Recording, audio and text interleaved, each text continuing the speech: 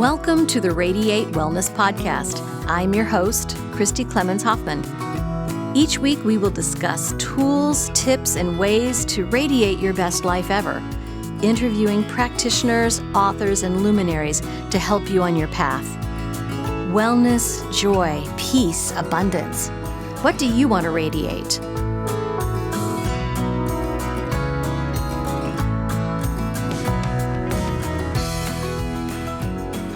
Welcome back to the Radiate Wellness Podcast. I am so excited today to have on Doug Vermeeren to radiate profitability, radiate wealth. Doug is the modern day Napoleon Hill, love that guy, and producer of the top 4 personal development films, including the newest one, How Thoughts Become Things. Welcome. Thank you so much for talking with me today, Doug. Oh, awesome. Yeah, we're going to have fun. This will be good. I think it will be fun. You've got quite a background. I was looking at your website. My gosh, you've done all kinds of things. And you started very early at a young age. Can you talk a bit about how you got started in being this top profitability coach, this wealth coach? Sure. Well, I guess like everything in life, it was a happy accident. I actually came from a background that was fairly average. My parents actually were lower middle class. My dad worked construction. My mom babysat kids in the home. Both of them worked hard to make ends meet. And even as a family, we would occasionally have to work just to cover the bills. I remember lots of times working with my dad or even as a family. We delivered flyers, in fact, door to door one time for a real estate agent in our neighborhood just to get some extra cash. So I was raised in what I call the poverty pattern. And I had zero idea of personal development. No one had ever really told me about any of this stuff. And so when I was about 19, I was really kind of discouraged. I was trying another job. I failed miserably at high school. Like my marks were devastatingly terrible. And so I thought, what am I going to do? And I had a friend give me 2 books. He gave me Think and Grow Rich and How to Win Friends and Influence People by Dale Carnegie.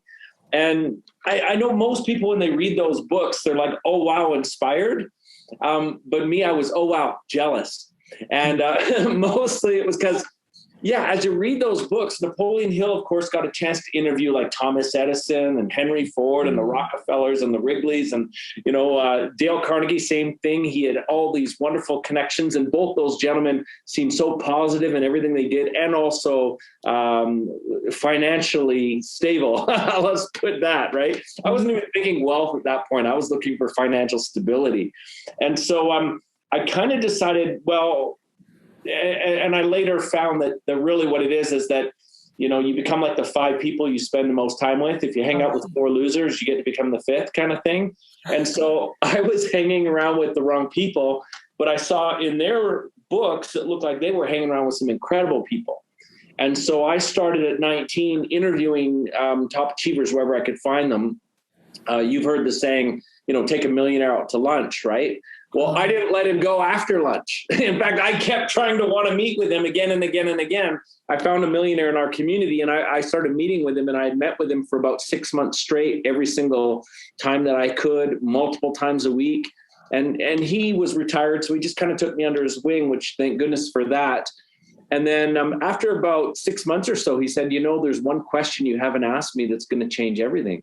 And I said, well, what's that? And he says, you haven't asked me who else I know that you should talk to. And so I began to ask that every time. And so within a very short period of time now, I started getting more and more high-level thinkers into my sort of environment. And I eventually got to even people like Oprah Winfrey, Richard Branson, Donald Trump. I got to, you name it, the biggest names. And it really changed my life. And so I started kind of, how should we say, becoming affected and infected by their view of how money was made and how the world really operates in terms of these things. And as a young man, I was able to do my first million, in fact, before my 20th birthday, which was awesome. That's incredible. What gave you this impetus to start doing that? Desperation. What's that? Desperation. Honestly, because I was not a good student in school. In fact, I was absolutely terrified of the traditional learning methods. I just wasn't built for that. But I've since learned, and maybe a lot of people have, is that, when you try to put, it's kind of like that quote from Albert Einstein, where he said that, if you judge on a fish on their ability to climb a tree, of course they're not a genius, right? Mm-hmm. And in school, I was like the round peg trying to fit into the square hole. Since then, it's funny, I've had my IQ tested and it's very, very high, but not in the scholastic environment. I'm not built for that kind of problem solving in my life. And so I think that for me, the biggest aha, and I hope this is for some of those listening as well, it's that, if you feel right now that you're not being successful where you're at, the problem isn't always you. Sometimes it's where you're at. Sometimes it's the context. And I found that when I changed my context and I got the support and the right people believing in me and really that environment, here's the deal is money is not always a result of the smartest person. And money is also not always a result, it's never a result of the time that you trade. And it's certainly not a result of the hard work that you do. It's a matter of learning the systems on how it's created. And then the thing that I learned, it's really built by a team. Yeah. So if you put all the weight on you, even that saying, if it's meant to be, it's up to me, that's total baloney. It's not true. The reality is, if you look at every successful person in the history of the world, whether they're winning an Academy Award or climbing Mount Everest or winning a gold medal, it's always a combination of the people they surround themselves with. So, you might be the guy whose name is on, say, the album cover, but if you look, there's all kinds of musicians who are making the music. And so the biggest thing that I found is you've got to find kind of who you resonate with, where you resonate with, and how you can serve, and just build sort of that team and that system around it. But heaven knows, we can talk more about that later, but that's kind of what happened to me. And that's kind of the way I still do business. I don't put all the pressure and weight on me to step out of my comfort zone. Instead, I look for how I can step into my brilliance zone. What am I really good at? And then, like a conductor in an orchestra, I don't try to play all the instruments. I know the song, but now I try to find the people who are best at what they do in those instruments, and I let them run with it. Oh, that is beautiful. Now, most recently you did the How Thoughts Become Things movie, right? Which is the sequel to The secret behind the secret, if you will. And it was, I saw that fairly recently, the end of September, and it was very transformational. It answered a lot of things. But you've done other films as well. And how did you get into filmmaking in the first place? This is really funny because, again, I've always had this, artistic bone in my body. The first time I was on a movie set, I was in the second grade. And so I was a background extra when I was a kid, and I fell in love with it. It was absolutely awesome. And then growing up, yes, I've done a bunch of other films, including stunt work in movies. Because one of my passion is mixed martial arts. I do competitive mixed martial arts. So I've done a lot of stunts and stuff. And so the interesting thing is when I went out as a 19-year-old, started interviewing these world's top business leaders. I got to the founders of FedEx, Nike, Reebok, the Avita Group, Christian Dior, Jordache Jeans, Gitano Sportswear. The list goes on. Ted Baker, UGG Boots, Kajabi. You name a company, I probably know either the founders or the CEOs of it. And so I originally wanted to do a movie on that, right? Like to show how these top business leaders who had changed my life could change others' life. And the funny thing is judging by my age, you can guess, they used to have video rental places like Blockbusters and stuff. And I went in and I shared this idea with them. I said, I'm looking to build a movie. And because I didn't know who else to talk to. And I'll never forget, the guy said, well, it probably wouldn't work because we wouldn't know where to put it. Is it a how-to video, like an instructional video, or is it a documentary? Like, where does a movie like that fit? We don't know. And so I kind of put the idea on the shelf, and then all of a sudden, What the Bleep Do We Know came out, and The Secret came out, and people now had a section for these kinds of movies. Mm-hmm. And so I went back and I said, to some friends of mine, I said, I'm thinking about doing a movie like that. And they're like, all over it. And so the first movie that I did was The Opus. We put it out in 2008. And it had a mix of personal development and business leaders.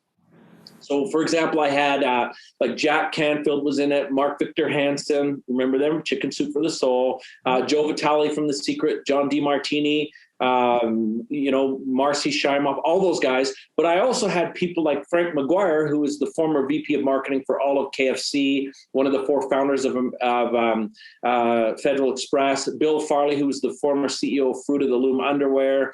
I had Bill Bartman, who at one time was on welfare, but became the 25th wealthiest man in the United States. He was on the cover of Forbes a handful of times. So that movie came out, did really well. Random House picked up the book. They did 23 languages around the world. So that was awesome. But the reality is after the movie came out, I loved it, but there were still some things that I wanted to share that I had learned from these top achievers. I mean, you can't pack everything into one movie. I mean, we love the movies, but they are really just the beginning of a conversation. And so my second movie, I looked at what are the business principles that are not really being shared. And as I thought about my visits with people like Oprah and others, the one thing I recognize that all top business leaders have that most people don't, it's a sense of gratitude. And so I did my second movie called The Gratitude Experiment. And we had Bob Proctor in that, Marie Diamond, John D. Martini came back, and he's been in all my films. He's actually one of my best friends. We had John Gray, who did Men Are From Mars, Women Are From Venus, and a handful of others. So we talked about the power of gratitude. And that movie did really well for us. And then I had so many people asking me about what I really teach. Like I teach a lot about wealth building and not just the mindset part, which, by the way, I don't believe in the word millionaire mindset, because I think set means that we're stuck. And we're like, you think about getting set in clay or stuck in the mud, or mindset. That's not what's required to be a millionaire. In fact, somebody once asked me, how long does it take the average person to become a millionaire? And my answer is average people don't become millionaires. So you need to become more. And so I like to use the term millionaire mind stretch. Oh, right? I like that. Mm-hmm. Because I think this is it. And if you look at during the pandemic, this is it. People learned how to pivot and stretch in different ways, or you didn't survive. And so the third movie we did was on that principle of the millionaire mind stretch, but we also brought in some very specific activities that a person can do. And that movie's called The Treasure Map. In fact, one of the things that's interesting is I got off a 26-city tour not too long ago with the gang from The Secret. And I kept hearing people talk about affirmations. And I love affirmations. Don't get me wrong. They're great. But to just stand in the mirror and say, you are beautiful, you are rich, you are successful, I think that that's a beginning. So it's not the end all be all. But what I did is I invented something called affirmations. So in addition to just saying affirmations, you are rich, the question is, what are you going to do about it? And you should have something that you do just like as often as you say. So if you're in the mirror every day saying you are rich, well, then you should have something every day that you're also going to do that's going to lead to that. Because the reality is how can you tell if someone has prosperity consciousness? And by the way, I love this subject of prosperity consciousness. It's a big passion of me.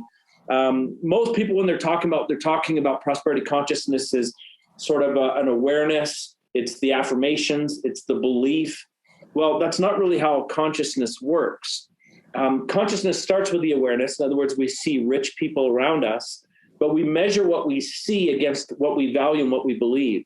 So if we see rich people, but we don't believe we could be it, or we don't value it, or we think incorrectly about wealthy people, we'll always put up a block to receiving it or any other next step. So that's the next step, is to believe it and hold it in our values. And then obviously consciousness manifests itself in how we behave.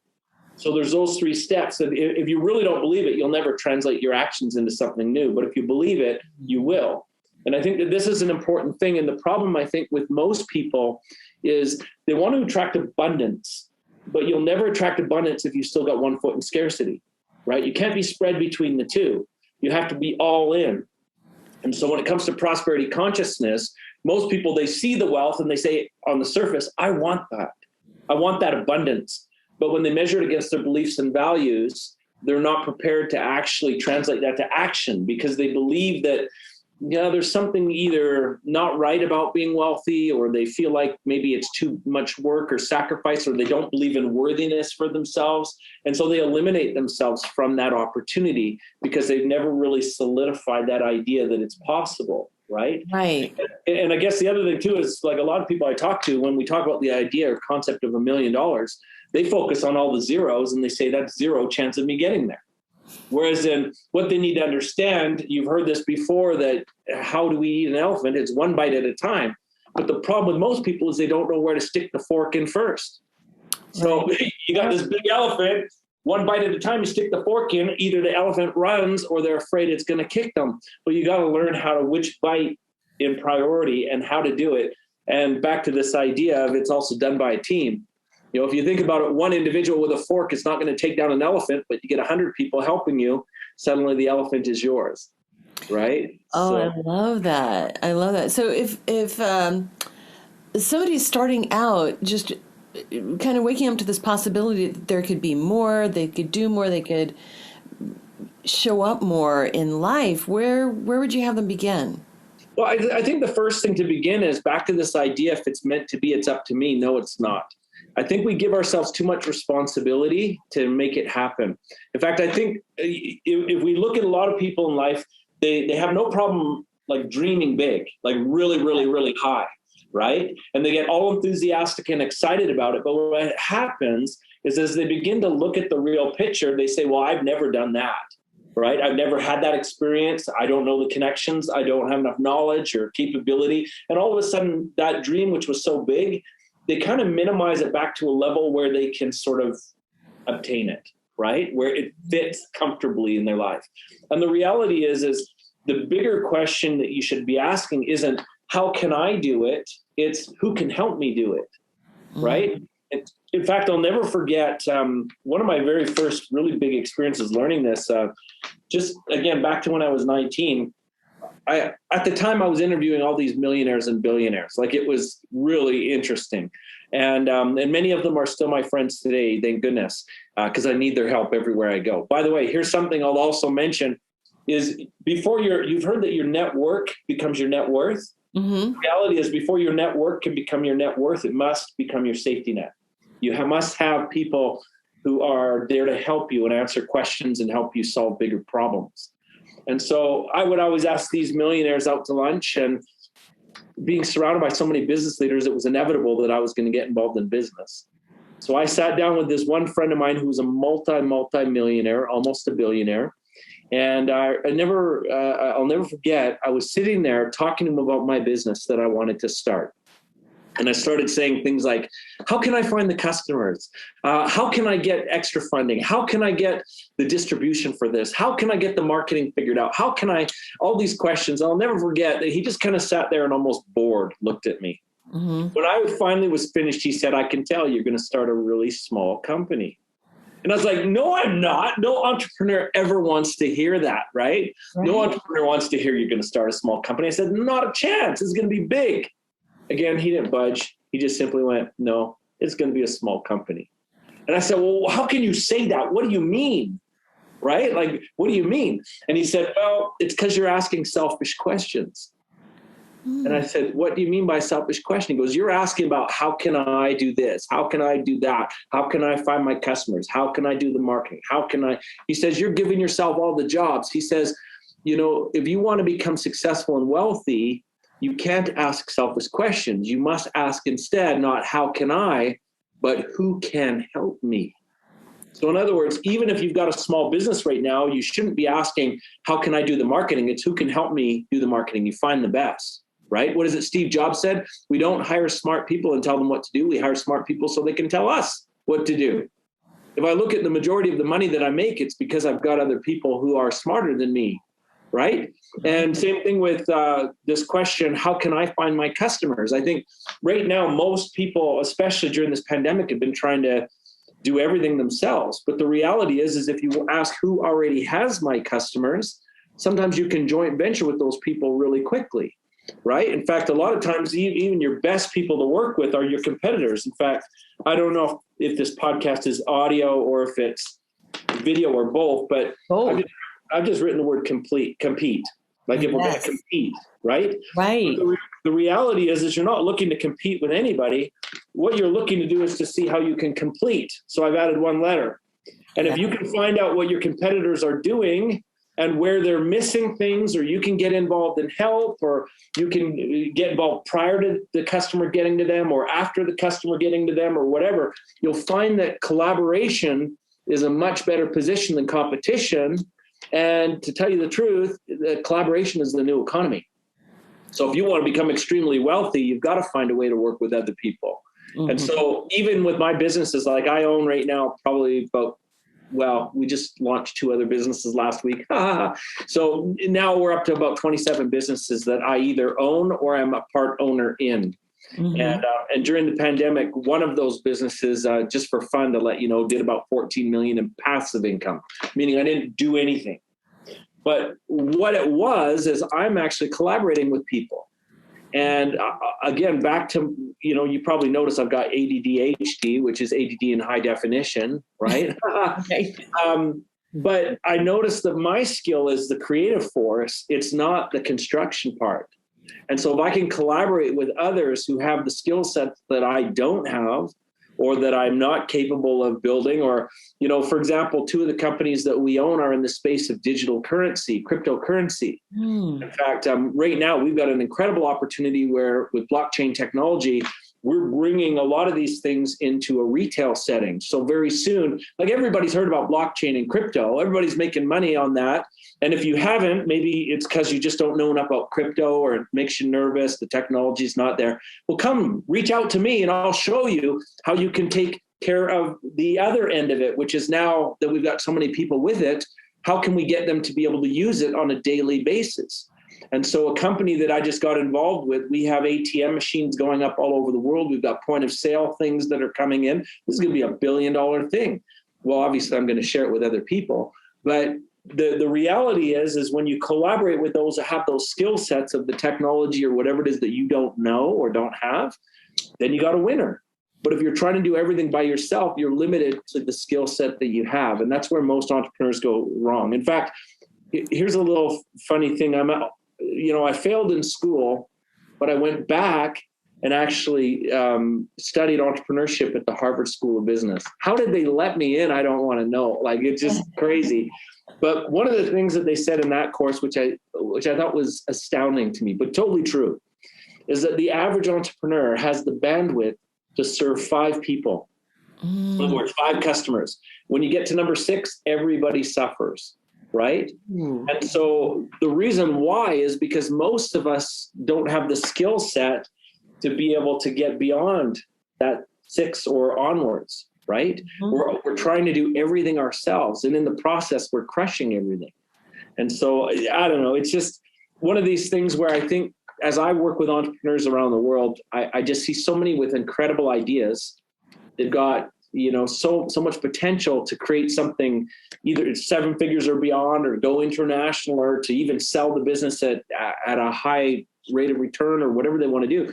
But the problem is they're trying to do everything themselves. And so because their skill set is small, they always stay small, right?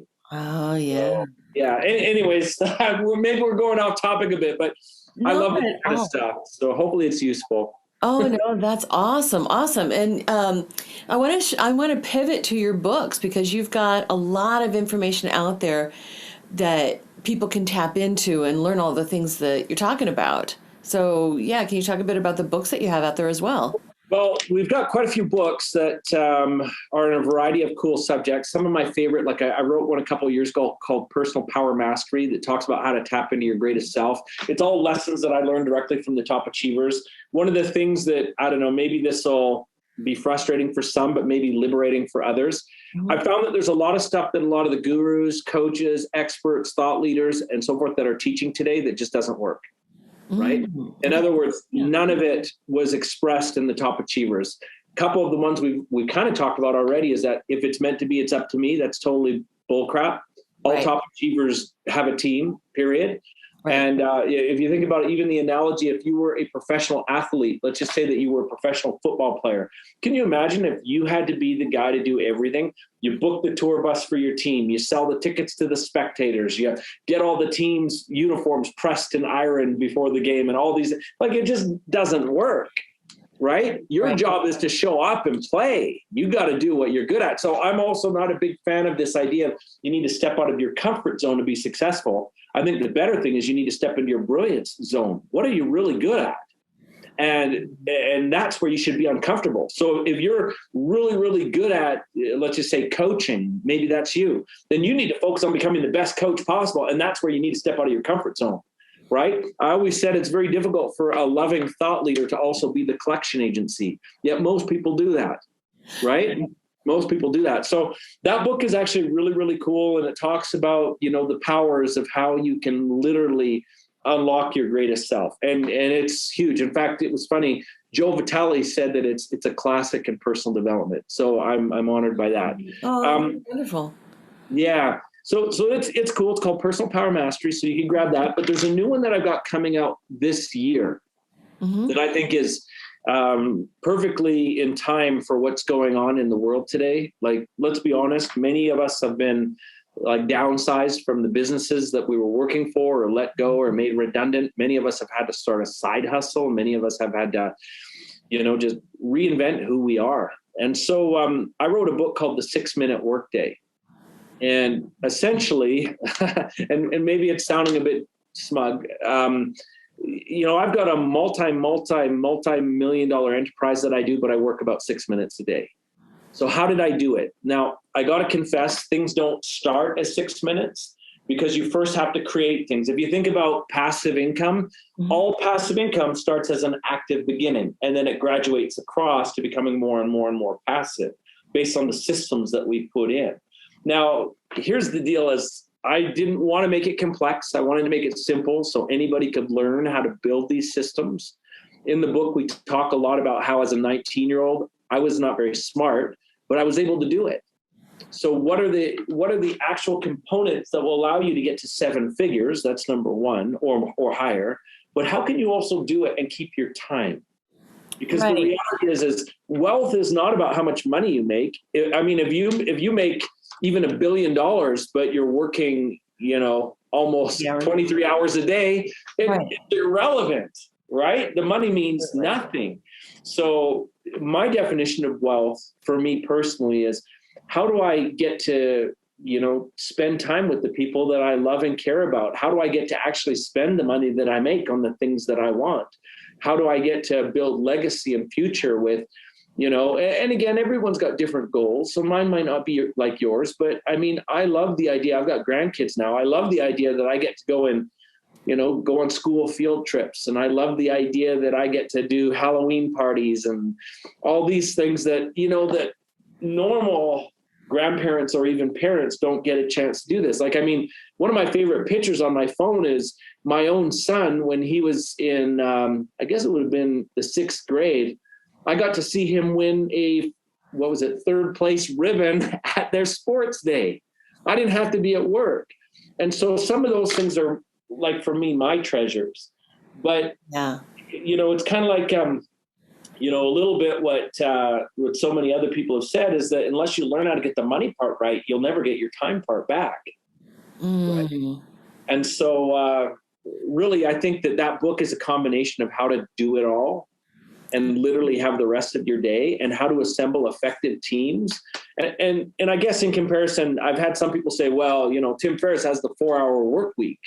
Well, that's great. I've never done a 4-hour work week. I've done a 6-minute work day lots. But the difference maybe between Tim and I is I don't want you to start your whole enterprise with virtual assistants. And I don't want you to have to move to a place like Thailand to be able to make your economy work. I think it can be done anywhere. And I think it really is about systems. And I'm sure there's people that are using Tim's systems. And I love Tim's book. Like, don't get me wrong. I'm sure there are people that are using his systems to get over 7 figures. But the majority are, instead of learning how to build big, they're learning how to diminish their lifestyle and simplify it. And I think you can have both. You can have the simplification and the wealth. Because if you really want to become wealthy, wealth is never really attached to your time. It's attached to the systems that you set up. Well, most people don't know that, and they don't know how to do the systems. So, right. So where do you go to learn the systems? Well, again, this partly, how do we say, okay, let's do this again. I feel bad for those of you who are listening. You should be watching the video because you're going to get a video. But if you're listening, go check out the video. Because what I'm going to do is I'll draw a diagram that actually is very, very interesting about systems. This was shown to me, again, as a young man when I was, doing these interviews with these top business leaders. Now, remember, it wasn't just, your average small business owner that I interviewed. I was talking to the leaders of the biggest companies in the world. And they showed me this little diagram, and I'll show you this, and then we'll talk about it in a bit more detail. Maybe the lead into this diagram, I should do it this way. I was wanting to get somebody to invest in one of my companies that I was starting as a 19-year-old. And I went and I brought a business plan to one of these multimillionaires. And as I gave it to him, he was looking through it. And I kind of thought the business plans, like the thicker, the better. So it wasn't really built for quality. It was built for quantity. And as he flipped open the pages, he says to me, he goes, "Where are your key transactions?" I'd never heard that before. So I started talking about the customers I was going to serve. This is the demographic. These are the people. Well, he flipped a few more pages. He says, where are the key transactions? Well, again, I didn't know what that meant. So I started talking about the marketing plans. Mm-hmm. Again, kind of rolled his eyes, and he kept looking through. And a little while later, he asked me again, where are the key transactions? Well, now I started talking about how I'm going to build this amazing product. And he said, no. Let's slow down here. Key transactions. We'll start with this. You, as a company, are going to give to your client either an asset, a service, information, or some sense of community. Okay. Now, what I mean by sense of community, if you think of like even a Marvel movie, mm-hmm. right, the Avengers or something, people go and see that for the feelings that it gives them and the community that they belong to, right? So that's kind of what I mean by that. But you can sell other things, networking, a subscription, whatever it is. And in exchange, they are going to give you money. Okay. So this is the transaction. Bottom line is, he said, if you don't know what you're selling, you can't know such things as who your customers are. You can't know what your marketing is. You can't know even what the product is or the deliverables. You just can't know it. So you need to know this first in business. This is the first step of building any system. What does the exchange look like? Now, by the way, had we time, we could talk later about how to build an exchange that works, like an irresistible offer, because the reality is nobody trades a dollar to get a dollar. I don't know about you, but when I go to the store, if somebody says, will you give me $1 for $1, it's a waste of everyone's time. So I always need to feel like I'm getting more than what I'm paying for. But in order to provide that as a business, I need to find a way to provide that value without it costing me more than what I'm receiving. Mm-hmm. Right? So we'll get into that later. But here's the thing with this. You're now asking about systems. So once I understand what that transaction is, there are certain things that will need to take place in order for the transaction to occur. So if, again, and you're listening to this on audio, not video. Go to the YouTube channel. Yes. Yeah, go to the YouTube channel. I've just drawn little steps that have to occur between each element of the transaction. So in other words, if someone's going to receive this asset, service, information, or sense of community from me, there's certain things that need to occur. But also, if I'm going to receive money from them, there are certain things that also need to occur. I need to have certain systems in place to even be able to receive the money. Right. Now, the more of these systems that I can either automate or delegate, which are actually your only two options. Listen carefully. When building a system, your only two options are to automate it or to delegate it. Those are your only two things you can do. Either it's going to be some kind of technology that does it or someone else who does it on your behalf. Mm-hmm. Now, generally, these systems can be divided into three different elements. I call them tell, sell, and service. So first, tell, how are they going to hear about you, right? How is the word of mouth occurring? How are people being drawn into your business as leads? Now, let's say, for example, one of those things, I'm going to do Facebook ads. And let's say if I can find somebody that I can delegate that to and the automation of it, I now have one less thing to do. So where my business was active, meaning I was very involved, if I give one of those things away, I just move that much closer to being passive, right? I'm moving towards being a passive business. Let's say again in sell, the idea of selling, which is the next one, so tell, sell, and service. let's say that I've got people that I can send out as agents on my behalf, salesmen, sales agents. Well, let's say that that's now gone and it's off my plate. That's one of the steps that's gone. Well, all of a sudden I've shifted again to being more passive. Let's say, for example, now customer service. I've got to get a product shipped to people, and I've also got to have people who can respond to questions. I've eliminated 2 more things. So again, the business has moved that much more passive. Now, the cool thing about this is you'll notice that the arrows still point on who's receiving that service and so forth. So they're still getting it just fine. And the money is also coming in just fine. Right. The only difference is I'm not spending the time to do it now. If you look at my little diagram, there's technically 3 more things that need to be done. Well, maybe I can handle 3 things, or maybe I just keep delegating or keep automating and I find more people. And suddenly now I've got a company that's completely passive. And so if people were to ask me, Doug, you talk about a 6-minute workday, what do you do in your 6 minutes? For the most part, it's either training people or looking for new systems. That's really my 6 minutes. Mm-hmm. And systems generally, because I'm not a tech wizard, I'm actually always looking for people who can do the systems. In fact, it's interesting, if we even look at the idea of networking, like most low-level networkers, they go to a networking event and they're looking for customers, right? Who can buy this from me? Who will become my new customers? Well, my networking is a little different. When I go to a networking event, I'm looking for who can actually fill in one of my blanks and who has the systems that I can just bring straight across, or who has my customers. So we got to shortcut everything that we're doing, right? In fact, one of my mentors said this, and I thought this was really interesting, just speaking about networking. He said that, you'll never do $1 million deal at a $10 breakfast, because at a $10 breakfast, most of the people there are looking to do, the low-level things. Mm-hmm. They want to find customers. They want to do the work. Whereas at a high-level networking event, people are looking to, how can I build connections that will satisfy the things my business needs? Right. So, yeah. So hopefully that answers your question on systems. I know we went. No, it does. Oh, that's fascinating. That is fascinating. And now I want to shift to perhaps the meat of the matter, what's underneath, how thoughts become things, your new movie. And why it's a sequel to The Secret, what's different about that, and what was missing from The Secret that you thought needed to be addressed. Well, I don't know, again, that it's necessarily a sequel to The Secret. Everybody's calling it that. Right. But I think The Secret, if we are honest, it was the beginning of a conversation, right? Right. And, since that time, it's really opened up discussions on a lot of aspects, everything from the law of attraction to the power of our thoughts to how things really work. And the reality is, if you remember Mike Dooley in The Secret, he said thoughts become things. And he was real dramatic like that too, right? And I agree with him. But I think the question that everybody had after is how? How does that work? Right. How does it work? And that really didn't get answered so much in that film. And so if we take the idea of how thoughts become things, and I've just written it here on a piece of paper, right. The reality is you can kind of draw a little bit of a line down the middle, right? And if we look at these things like thoughts are always going. The reality is you can't shut them off. Yeah. In fact, the only way that they disappear is when you die.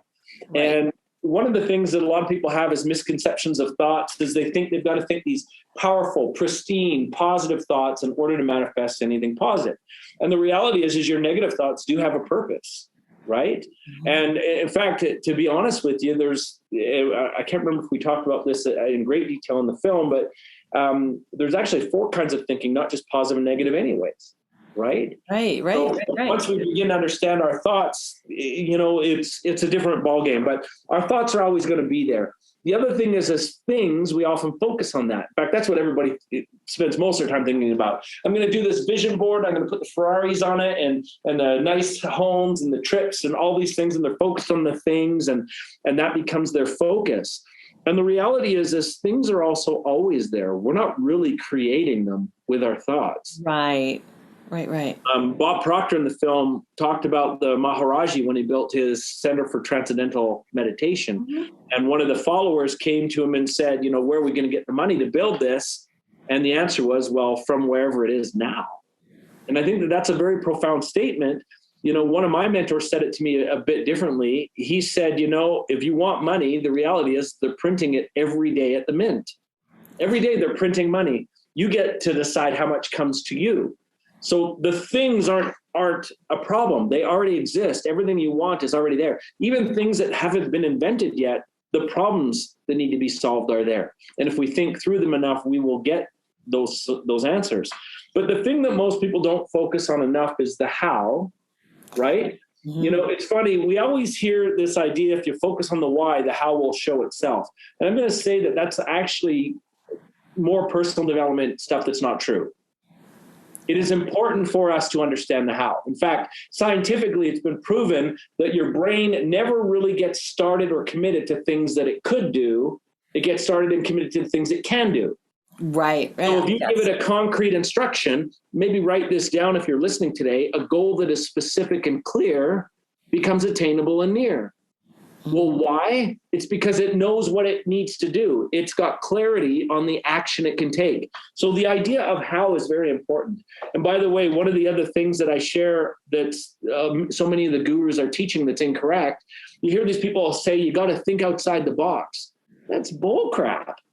In fact, you've got to find a better box to think in, because the reality is the hows are always there. The idea of success leaving clues is true.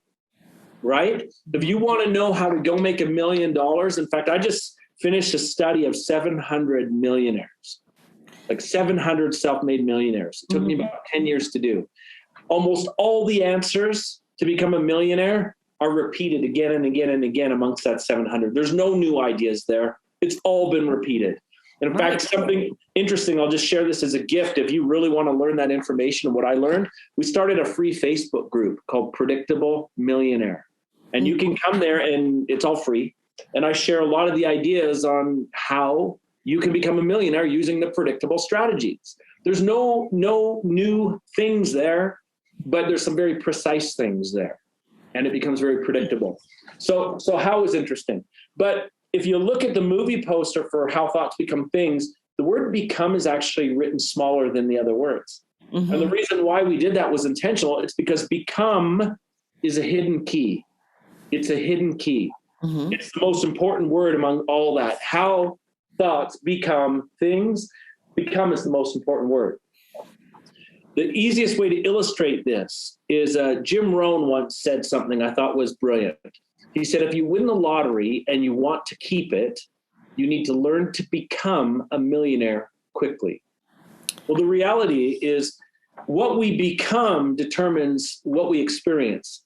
If you want to have more in your life, you need to become more. If you want to expand what you have, you must expand who you are. And the reality with most people is they're very content to hold on to who they are. Mm-hmm. And they also sometimes minimize themselves in comparison to what they really want. And they, again, are, how do we say this? The universe is an echo chamber. How you show up determines what shows up for you. So if you show up with hesitation, with fear, with doubt, with hesitation, any of these things, that's exactly what you're going to get. But if you show up with confidence and with clarity and with a desire to expand and to be more and to do more, and even to sacrifice at times for what you really want, everything shows up for you, right? Mm. And so I think this idea of becoming, we don't spend enough time doing it. In fact, it's interesting. My wife one time said something very profound. You've heard this saying that said, actions speak louder than words. Mm-hmm. That's true. But the reality is that being speaks even louder than actions. Mm-hmm. Right? Mm-hmm. And there's a really great book. I'm a big fan of the Coveys, Stephen Covey, Covey, and Sean Covey. There's a great book called The Speed of Trust. And some of you might have heard of it before. Now, in that book, he talks about the power of becoming, of being. And the reality is as humans, we often make mistakes, and we also often have that negative thinking. But if the essence of who we really are is a specific way, people will often forgive that. Have you ever had that where someone's made a mistake and it's not been intentional and you're okay with it and you let it go because you know who they really are? That's that idea of becoming is much more powerful than what they do. Right. And you've also heard that saying that we need to be it before we can do it, before we can have it. Well, the reality is most personal development out there right now is designed around the do. It's not designed around the be. Right? In fact, if you even ask somebody, set some goals, what would you like to achieve in the next year? 90% of their goals are either going to be on the things or the how. Rarely do people set a goal on who they'll become. Yeah. We never really think about that, but it's the most important and most powerful thing that we can do. Right. So in an essence, we go into that in the film, How Thoughts Become Things, a little bit. But in the trainings that I do, we go into great detail on how you can become the right attractor, if you will, the right manifester, the right orchestrator or conductor of your own world. And as soon as you begin to be the person, everything comes together, right? There's a Chinese saying that says, if you know your past, look at your current situation. But if you know your future, look at your current decisions, specifically related to who you are. Because our past is really what's brought us to where we are today. Everything that you have right now is a result of who you were yesterday. And so if you want something new, you've got to make that adjustment to becoming the person that will be able to receive what's coming next. And if you don't, you'll get what's kind of there by default, right? And default never, ever builds anything great. The return on doing nothing is always nothing. Oh, wow. Thank you so much. This is a wealth of information. I tell you what, this is a whole course condensed into an interview, right? You are so informative and just so generous with the information that you have and in communicating it just very clearly. I appreciate it so much. I'd like to shift again to who are perhaps the top 5 people that you've learned from. You've interviewed hundreds of people. Who do you think are the top 5? That's a really interesting question, because I also believe that saying that when the student is ready, the teacher appears. Yeah. So the reality is everyone that I have interviewed or that's come into my life or that has stayed in my life that I still am friends with, they continue to teach me. And so it's hard for me to say just 5, because every time I've needed something, the teacher's been there if I've been open to it. There you go. Obviously, I do have to include in the beginning my parents. I think that they're incredible teachers. And by the way, I'm not just talking about for wealth and everything else. I think one of the things that I really love about them is how they conduct their relationship. Wow.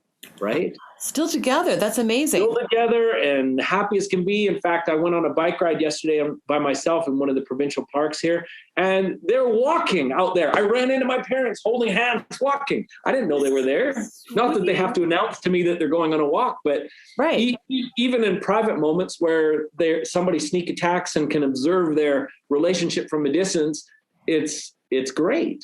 So I'm grateful for that. Now, by the way, having said that, if you're going through a tough time in your relationship, I want you to know that they work at it. It's not something that all of a sudden they fell in love and happily ever after into the sunset, although on the surface it might look like that. Right. Everybody has to work on these things. In fact, that's one thing that I think is important is you've heard that saying that says you can't have your cake and eat it too. Kind of true, because you have to make your cake before you eat your cake, right? Isn't that the truth? Yeah, so absolutely. You can't be in 2 places at once. And so sometimes you need to make a choice. And that's, again, about putting first things first in your life. What do you really want? Right? So you definitely, they are great leaders. But I'd have to say, if I'm picking up some of the great teachers, there's one that stands really high for me. And that's Frank Mcguire. Frank Mcguire, just to give you an insight on kind of who he was. He started at ABC when it was radio. Mm-hmm. He gave Alan Alda, Ted Koppel, Charles Osgood, people like that their first job. He was the philosophy teacher for Marilyn Monroe. Like he taught philosophy to her. Mm-hmm. He also was the marketing director for all of American Airlines at one point. Wow. He was on the press team that helped get JFK elected.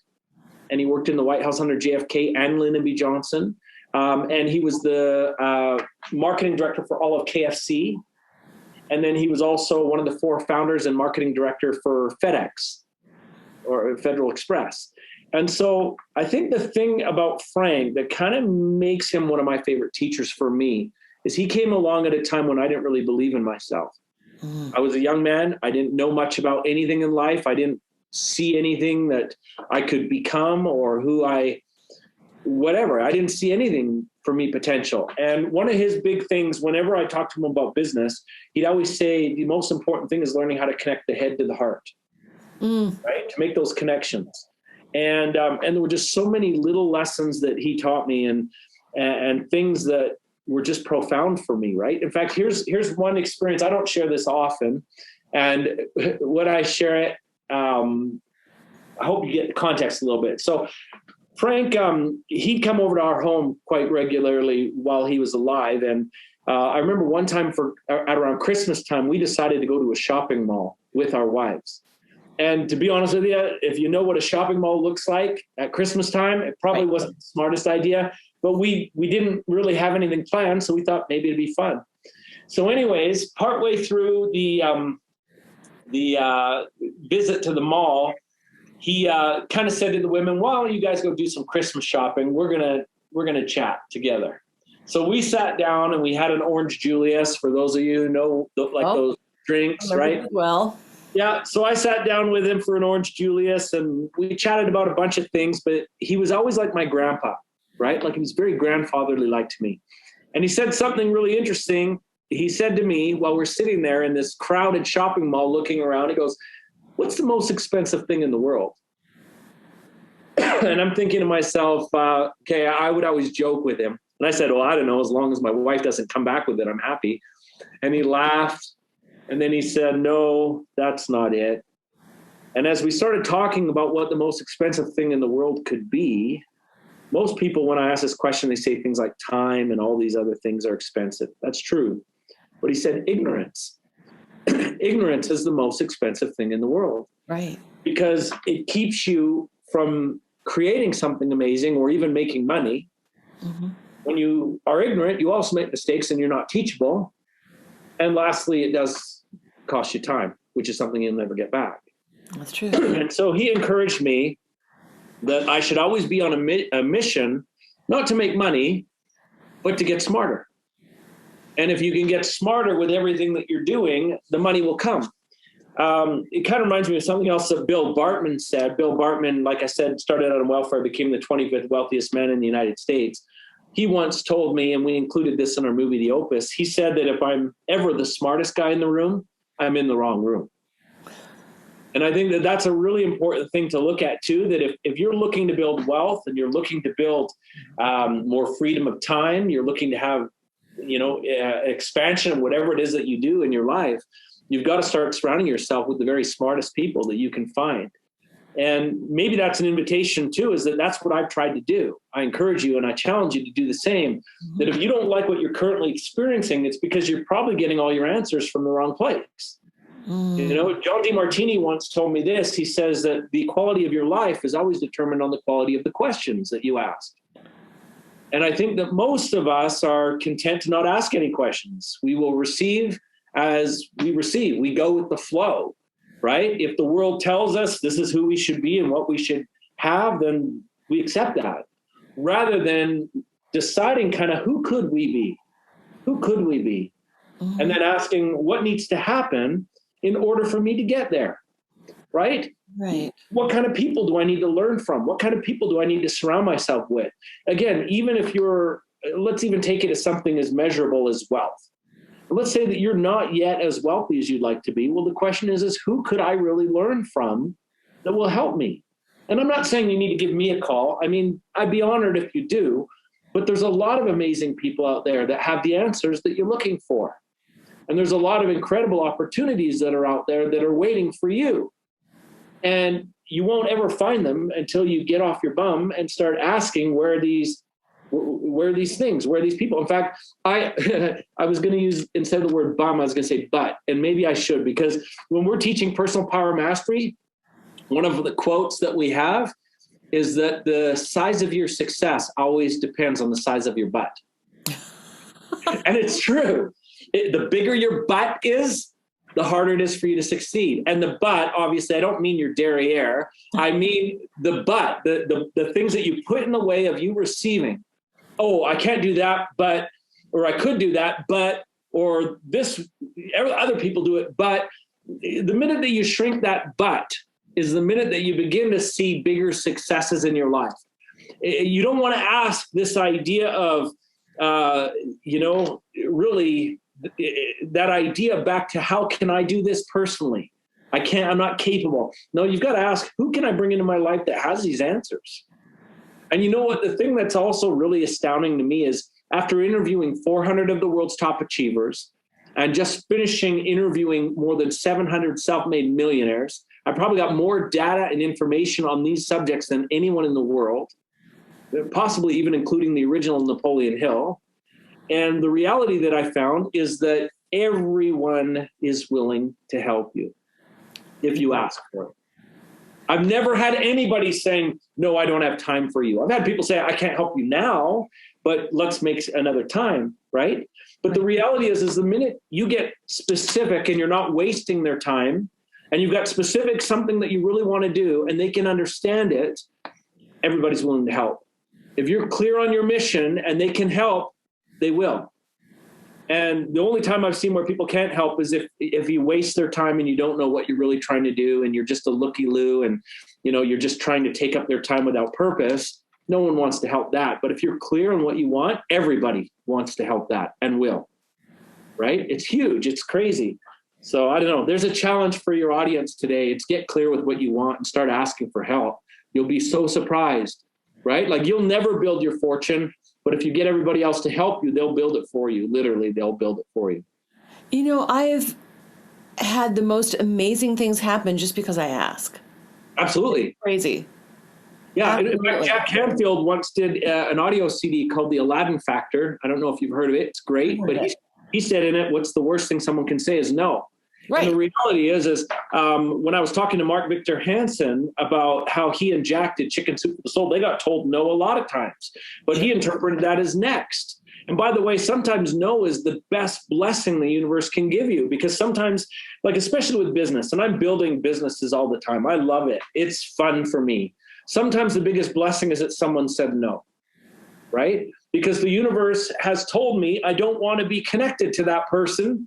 Or maybe they're not the right fit for this opportunity. Absolutely. Right? And so sometimes that's great. But what's funny is even those that have said no have given me help. Right? Because I've often followed up. If they said no, I'll say, well, why not? And they'll explain, well, thank you for that help. I appreciate it. That was useful to me. Right. Or they know someone else that would be a better fit for you and is a pathway to make new connections. Well, it comes back to that question that I had at the beginning. Who else do you know that I need to talk to? Right. So even if someone said, no, I can't help you with that, I'm going to say, well, why not? And when they tell me the answer, I'm going to say, well, who else do you know? And I've had some awesome introductions to people that have just been fabulous. So I think the problem is that when we're told no, or something similar to that, we often, first of all, take it personally, which is the worst thing in the world to do, right? What do they say? If you stand for nothing, you'll fall for anything. Mm-hmm. So you've got to decide already in your heart that somebody's no is their opinion. It's not necessarily a rule book for you to follow, right? Mm-hmm. So as soon as you take that no for what it really is, you can also begin asking other questions. And there's nothing wrong with even asking customer, why did you decide not to buy? Mm-hmm. Right? I've gotten some of the best information.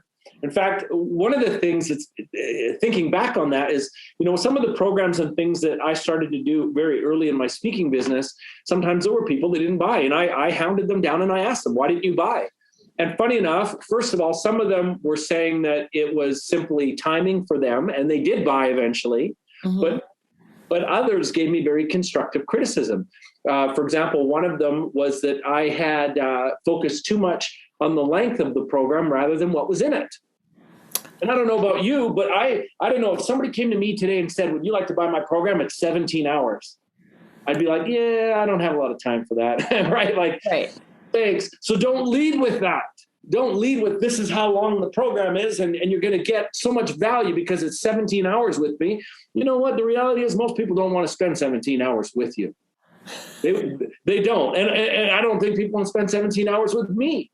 Right. But if I could tell them, say, listen, over the course of a weekend, and I've got a program called Your First Million's on the way. And literally, what's harder to make, your first or your second million? Always your first. So if you could have a millionaire help you on your first million, show you the systems, the strategies, and the things you need to do and the way you need to look at things, that's a big deal. And the second one will be easier. So rather than me saying, come spend a full weekend, 17 hours with me learning about money, I'm now going to say, why don't you come and I'll show you how to make your first million, and we'll do it over a weekend. Does that sound better? Totally. See, that was great feedback for you, right? And it was huge feedback. Huge feedback. And so where can we find out about all these great programs? You've got a lot of stuff going on. Well, the reality is, I didn't want this to be a sales pitch. If what I share resonates with you guys, please seek me out. If it resonates, I've got lots of great stuff, and we've helped thousands of people all over the world. I'm going to suggest that probably the best and the easiest, go to Facebook and just join that group, Predictable Millionaire.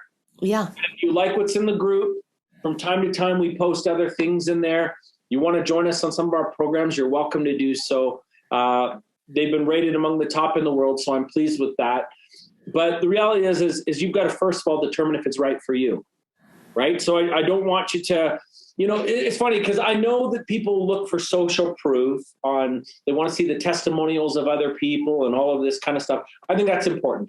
I'm not denying that. But I want to share that I think the best way to find out if something's for you is come participate. Yeah. If you can make money with my free stuff, and if you can get yourself to another level with my free stuff, well, and you like me, I guess that's another important thing, right? You might not like my teaching style, right? But if you find value in it, then it's worth continuing the journey. And it doesn't matter what other people have received or been able to do, right? If it works for you, it works for you. Right. And so you've got to find what resonates best for you. And if it does resonate with you, if you like my style and you like what I do, then I'd love to work with you. And if you don't, wonderful. There's amazing people out there that probably are a better fit. And so love it. The world is not scarce. There's not so much, right? There's so many opportunities. And so, go to Predictable Millionaire on Facebook. You just type that in and come join us. If you love what's going on there, go deeper. Why not? I love it. And I will put out another plug for How Thoughts Become Things. I thought that was a great movie. And I know you've got a program built around that as well. We're actually looking for people who want to be coaches of it. Right. Absolutely. Yeah. So the movie's on fire. And obviously when you're coaching it, you represent the movie, which is everybody like Bob Proctor and Joe Vitale and all these big names. And so if you're a coach and you love that kind of content, it's a great opportunity. I was surprised that The Secret itself never had a certified coaching program to teach people how to teach the law of attraction. Right. But we do. And I think it's important that if you're going to learn this stuff, that you're not getting it from just somebody who saw the movie and has their opinion of how it should be taught. You should be getting it directly from the source. And so to us, that's really important. Right. Absolutely. Oh, wonderful. It has been so great having you on, talking about all of this stuff. You're so humble, so generous with your time, so generous with your information and knowledge. I totally appreciate it. Everybody, go join that Facebook group. That sounds great. It's fun. Yeah. Thank you so much for joining me today, Doug. Anytime. Angels. We all have them. They're our unseen guides, our companions, our teachers, and they're all around us. Sometimes they make themselves known in the most miraculous ways. Join me, angel communicator, Reiki master, and QHHT hypnotherapist Christi Clemons Hoffman, with stories from real people who have experienced real-life angel encounters. Well, for our first ever real-life angel encounter, I am joined by Erin. Erin, thank you so much for joining me today. It's good. You're so welcome. I'm happy to be here. Oh, I'm just so excited to get this going. And you had a really good story. Can you tell us what happened?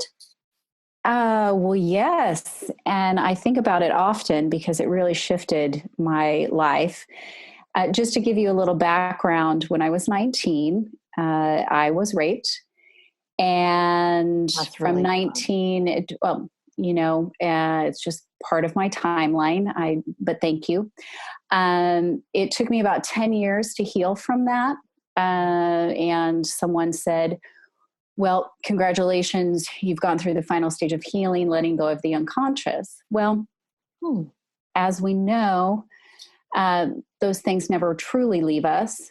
And so it was, I don't know, probably 10 years after that. So in my mid 30s or so, I was in the Johnson County area living. And for some reason on a Sunday morning, I felt the need and the draw and the call to drive down to the Nelson Atkins Museum. It's my favorite place in Kansas City, and it's always called to me. And so I got in my car and I started driving. And what I felt was this real churning in my gut of some emotion. And I knew exactly what the emotion was coming from. And I could just feel it just welling and stirring and expanding. So by the time I got down to the Nelson Atkins Museum and parked along the street, I was a total mess. Like we are talking full on ball. Everything was, flowing, including through the nose and the mouth. And I just buried my head into the steering wheel. And I had to remind myself that that was when I was 19. It's almost 20 years later. Stay in the present moment and you are safe. You are okay. And I looked up from my steering wheel and there's this gentleman that was walking by and a poor guy was walking his dogs. And I don't think he knew exactly what to do with me because I was just a tearful mess. Oh, but I gathered myself, wiped the tears, and knew that I was called to the Nelson Atkins Museum for a reason, and I needed to go walk around the sculpture garden. Oh, for those of you who are not from Kansas City and listening to this, the Nelson Atkins is a gorgeous, gorgeous, world-class art history museum. Hands down. World-class, a beautiful museum. It's got a beautiful sculpture garden around it. Yes, very much so. And so I was called to walk around, and as I was entering the sculpture garden, the little rock entrance, a complete, almost takeover, if you will. I felt the presence of, I know for a fact, it was Archangel Michael and Archangel Raphael. And I am telling you, Christi, the wings on these angels were massive.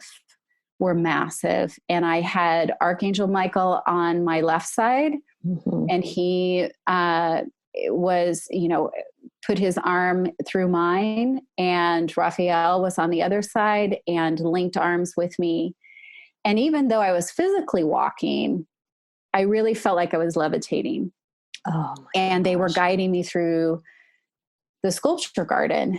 And just that reassurance of this massive, if you will, feeling of grace came over me. And I have been forever grateful for that moment, because I really haven't had any of those moments where, like, kind of the regurgitation, if you will, of that, all those emotions since then, because they were there to guide me. And the wings, it's still, I was sharing the story just before I hopped on that I was going to be on with you today. And I was sharing my story, and I said to my friend, you have no idea how glorious these wings were. And I'm just covered in goosebumps just thinking about it. But the grace and the love and the fact that I was called to my favorite place in the Kansas City area since moving here.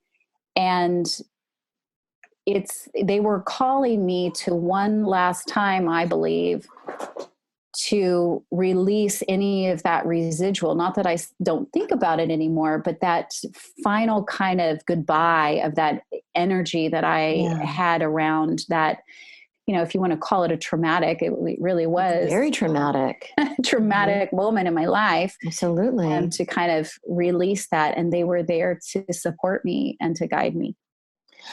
That is absolutely beautiful. I do not doubt for a second that those angels were on either side of you. I mean, we feel them. It's undeniable when we have these encounters, I think. So, like, what senses did you perceive them with? Well, probably now, because I'm a little more aware of these guides. Back then it was just really just that gut feeling. And I've learned to trust my gut, because I think that that's gut is God, spirit, the universe telling you something. And back then I really didn't have a complete understanding of what that was. I just knew that I was being told that I needed to go down there and they were going to meet me there. It's just, that was their way. Simple. Yeah, it really is. And I think we complicate it. Yes. A lot. We complicate things. It can be just as simple as meeting a friend somewhere. And and that's why I ask about the sense, like what type of sense did you perceive, is that when we get that sense, even if it's a visual sense, it's glowing. If it's a auditory sense, it's usually very etheric sounding, but not always. And if it's the gut sense, it's the feeling, it's usually just so undeniable. It's just realer than real in some ways, and can often be, right? And yeah, you're absolutely correct. And when I really tuned into it in that moment, I really wasn't even driving myself, if that makes sense. Like I was physically doing it, but I was not in control, because I do remember just feeling while the heaviness of the experience was welling up inside of me, there was a lightness as I was driving down there. And honestly, I don't even remember really driving down there, if you will. It was, I was just, the angels had taken the wheel and allowed me to get down there, and allowed me to at least park the car before I couldn't see because of all the tears. I'm grateful for that, because it was as soon as I pulled into the parking space, and mind you, this was a Sunday morning, so there weren't a lot of cars on the street, but I knew if I didn't park soon, the tears were coming, and I was not going to be able to see, and I was probably going to be a danger to anybody else on the road. But it was almost such a healing part of that final, even though someone had said, well, you've let go of the unconscious, Erin, so that's the final stage of healing. I really and truly think, Christi, that those angels showed up to say, oh no, this is the final stage of healing. I love that. And we are here for you no matter what. And the fact that it wasn't inside a building, it was within nature. There wasn't anybody else around. And to have the grace of those two angels there just really helped guide me. And it brought to light, I think, when we talked about complicating things, and it brought that simplicity. So I think sometimes when we tune into that, we can realize in other moments, lighter moments. I've had encounters with, angels off and on, but in a very light sense. And I think they allowed me that moment in time to prepare for other moments for them to come in, and not in such a abrupt,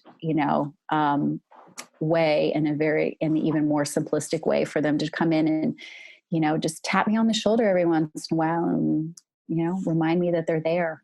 Oh, absolutely. Well, we truly are never alone. And that's why I started doing this work. In fact, I feel like I'm on a mission to let people know we're not alone, never, ever for a moment.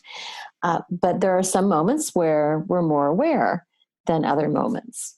And when we do have that awareness, we have that sense that they're with us. Perhaps we have some sort of glimmer of their sight. Sometimes we may hear something. Sometimes we feel it in the gut.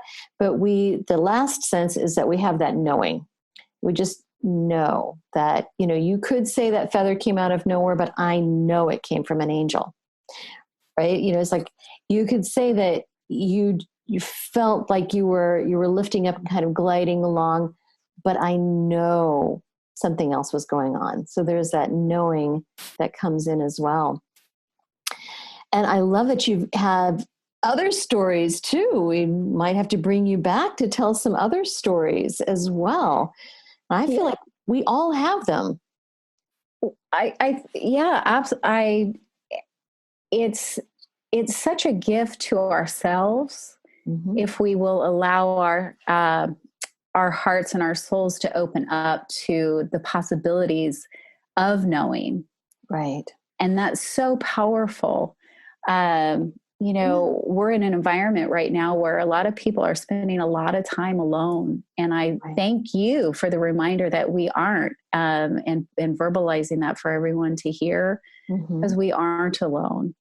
No, at every moment. I totally agree. Yes. Right. Every moment we've got our guardian angel, we've got archangels, we've got ascended masters, we've got anyone who we want to call in, but we're surrounded at all times with these loving beings. And I do feel that, and belief is not required. There's not even we don't even have to believe in angels to know that they're there, although it is helpful if we do, and I love what you said about just being open to the possibility. And that really allows for such magic to happen and such magic to come in. Just that openness. It's like, I don't know what's going on, but I don't have to know what's going on. But I'm just open to the grace. I'm open to the divine. I'm open to the possibilities. And that does allow for these things to happen and for us to have that knowledge and that knowing, be able to feel them around us. Yeah, I just loved your story, and I loved how you had this depth of despair. You thought you were done with it, but just like a laundry basket, you take a layer off, and then you can get to the next layer, and that layer was coming up for healing, and you weren't alone to do it.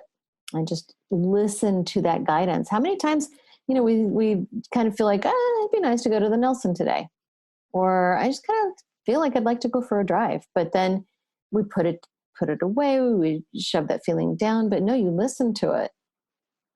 So I've had enough of those experiences where, believe me, if you ignore it and you just push it aside, it will keep coming, and you wonder why you trip up the stairs or why, and I've just learned to pay attention to those things. I'm like, oh yeah, I didn't listen the first time, and now you're reminding me. I just stubbed my toe, that type of scenario. Absolutely. And when you have that knowing, may I share briefly about a human experience? Please, do we have time? Please. Okay. Oh yeah, please. So part of this awareness that came about from the Nelson experience with the two angels, I was rushing around. I was participating. I was helping out with an art auction for my son's school, and I needed to pick up a sample vase. And I ran into Walmart real quick, and I went to their floral section, and I had a meeting after that. And I knew I was pushing it, but as moms, we all try to fit everything in, and when we're working and all of that. And I went down the aisle and I picked up my vase, and I saw this woman there, and she was older. She was elderly. And out of the blue, she asked me, I saw her looking at some of the, I don't want to call it necessarily potpourri, but like the decorative stuff that you put inside a bowl. Face fillers, right? Yes, right. exactly. And she stopped me and she said, "May I ask your opinion?" And I said, "Sure." And, the creative side of me is always, loves that moment. So I made a few suggestions, and I could feel the sense of urgency to make it to my next meeting completely subside. And I got so calm. And I know, while I didn't physically have an angel presence at that moment, I had the voice of spirit come to me and say, no, you're not supposed to be in that meeting. You're supposed to be right here.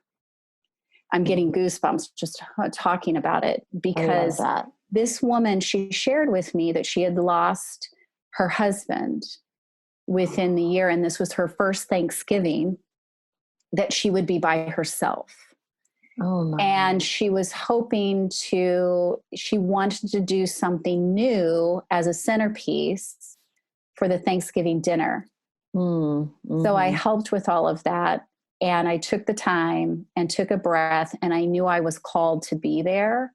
Right. And at the very end, I helped her put the stuff in the cart, and she touched my hand and she said, "I know you're busy. I could tell. But I want to thank you because I think God put you here because I needed you to be here. And I want you to know," and she used the word angel. She goes, "May the angels watch over you." And I was like, "Ma'am," I said, "you've been a gift to me because I wasn't supposed to be anywhere. Yes, you're absolutely right. I have a meeting that I'm supposed to be at right now, but there's no other place that I needed to be, and I was called to be here. So you have been a blessing to me." And I walked out. I made a call and I said, "I'm running 5 minutes late. You're just going to have to start without me," because I was called to be there.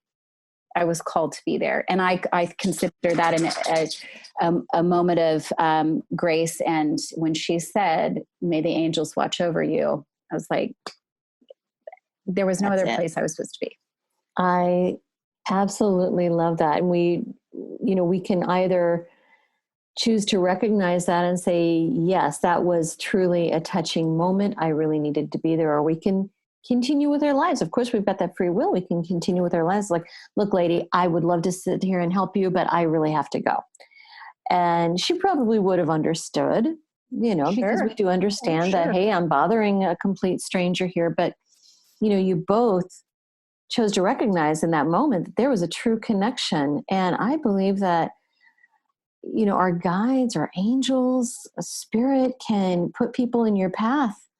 It doesn't have to be it doesn't have to be an actual angel. It can be a physical person at the angel's place. And that counts just as much. She was my angel that day. Absolutely. She was my angel that day. Right. Because the rest of the day I put my priorities in proper alignment. Right. And, it enriched my life. And I think about it often. And you are absolutely right. How many people, it kind of opens up the question when you recognize it. How many other people have I missed? Right. How many people have I missed? Mm-hmm. Absolutely. And I love how things just kind of naturally dovetail and flow together. All of the things that, we know, mindfulness, awareness about energy and angels. And in that moment, that all came together. You chose to be very mindful in the moment and just savor the opportunity. Listen to the woman. So many times we don't even listen to people. And you chose to listen, and she chose to listen to you. And then you both chose to recognize it and be mindful in that moment about, this was extraordinary. This felt really nice. This felt like it was needed. Mm-hmm. So many times we're just busy bustling that we don't take that moment and stop. You know, that kind of reminds me of a moment where I was driving and crying. You know how that goes with your first story, driving and crying. I've had a lot of those. I've had a few. And I came to an intersection near, you know, for those who are in Kansas City listening, the Country Club Plaza. If you're not from this area, it's just a place where it's a nice part of town, and there's often a homeless person standing on a corner. And I get to a light, and there is a homeless person standing on the corner. And I was, you know, like you said in your first story, I was a mess. I was ugly crying. I am not ashamed to admit it. I was ugly crying. And I thought, oh gosh, this guy, I'm going to have to make eye contact with this guy. And so I just looked over at him, and he taps his chest, nods his head, and points to the sky. And he locked eyes with me. And oh my God, I was getting very emotional just now thinking of it. But in that moment, I knew it was Archangel Michael in human form, or at least a human that was sent by Archangel Michael. And the connection, the warmth that I got from this person, it completely lifted me and completely lifted my spirits. And it put me in a way different headspace. And I remember that this was 12 years ago. Mm-hmm. I remember it as if, your story too, I'm sure you just remember it as if it was yesterday. And it touched me. But, you know, I could have thought, oh God, there's a homeless guy. Let me see if I've got some change, or like, don't make eye contact because I don't have any money to give him. But no, it was, you know, very similar to your story. It was transformative. It was magical. Thank goodness I was mindful and present and recognized it for what it was. It was a beautiful moment. One little treasure. Right. And life should be beautiful. It really should be beautiful. It should be beautiful. Should be beautiful and full of joy. And we just bombard ourselves with other things.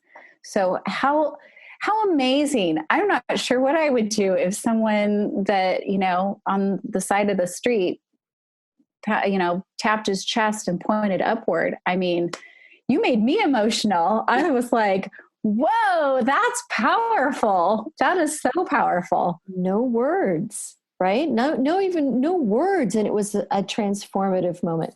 So yeah, these things go on around us all the time.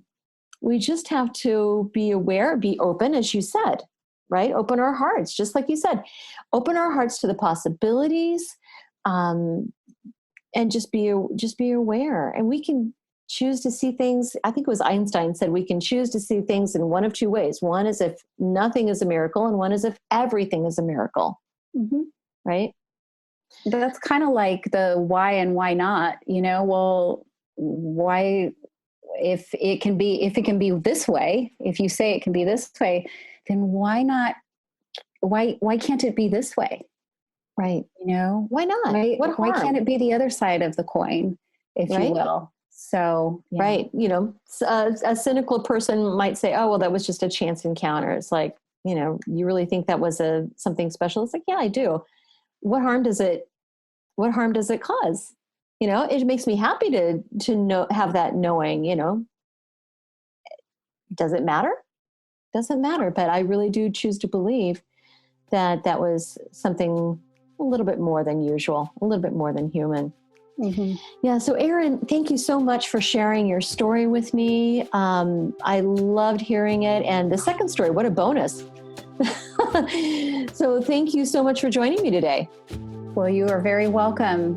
Be well and be blessed. You too. Be well and be blessed.